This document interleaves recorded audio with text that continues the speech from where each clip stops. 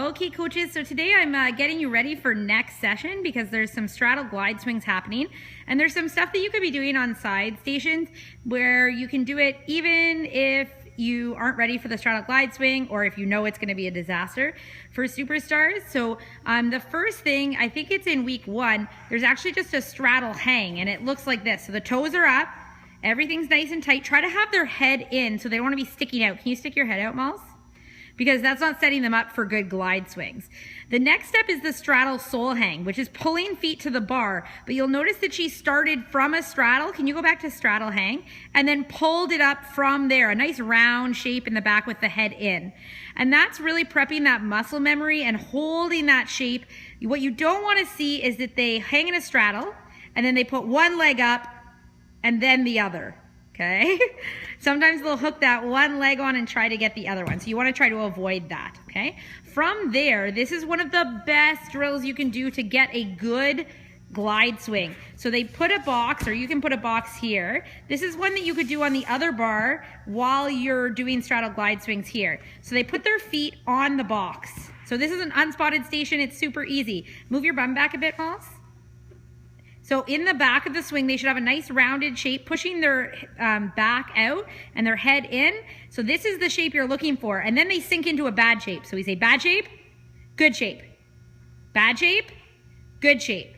And this is a fun game you can do with them. You could have all of your kids going at the same time, or you could do it at the end. And this is really getting that shaping in the back of the swing so you don't get the kind of fall apart where they try to get their legs behind them.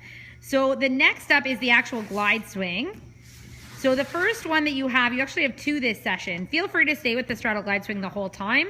So the straddle glide swing, same shape, they start it behind the bar. Make sure that they don't start with their feet under the bar. Can you move your feet under the bar, Malls? And put your head in. Now look what happens if she tries to glide swing from here. Okay, she has to bend her legs. She can't go anywhere. There's no momentum.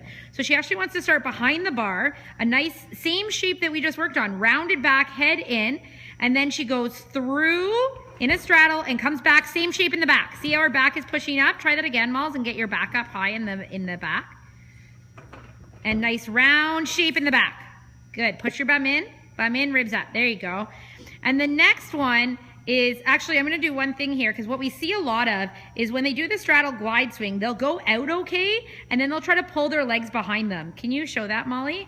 So they go straddle glide swing, and then they try to pull their legs back to get behind them. Like, put your legs behind your bum to get back. Molly, once you're out in the straddle glide swing, pull your legs back before your bum goes back. Try again.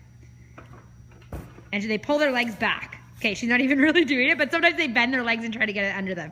But I think you know exactly what I'm talking about. You've seen it a million times. So to avoid that, do you want to try again? Do you know what I'm talking about? Okay. Yeah, and you get that. And if you've worked on that shaping, like we talked about, the good shape, bad shape, they're going to have an idea of what it means to push back with their legs in front. So the next step is supposed to be straddle to pike. So it's going to look like this. She's going to go into a straddle. The legs come together in a pike. She extends and comes back in the pike. Bum in, ribs up. Yeah, try one more time, Miles. It's a little low for her, so this is tricky. And nice shaping in the back. Push, push, push. Bum in, ribs up. Okay, so once you've done that, this is a fun game to try. It's not going to work, but it's all the time. But it's a good way, even if you want to teach the straddle to pike this way. This is a game that I made up. You'll probably want 3 blocks, but the Molly's a bit taller, so she only needs 2. And I say it's the save the princess game. So the princess is standing on top of a dragon, okay? And you have to save the princess by getting her in between your feet and then coming back without dropping her and without knocking over the dragon. Are you ready, Miles? Go ahead. So save the princess and come back. And she has to try to keep her legs straight when she does it. It's a tricky one, but it's a fun way to get them going and thinking about their legs. If they keep the foam in their feet, tell them to always keep their eyes on the princess. Don't lose sight of the princess.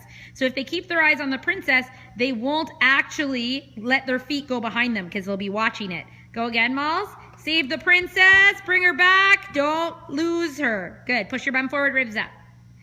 So that's the big straddle push. That's from the beginning of the session to the end on the straddle glide swing. So enjoy. Thanks, Molly. Give a wave. And have fun.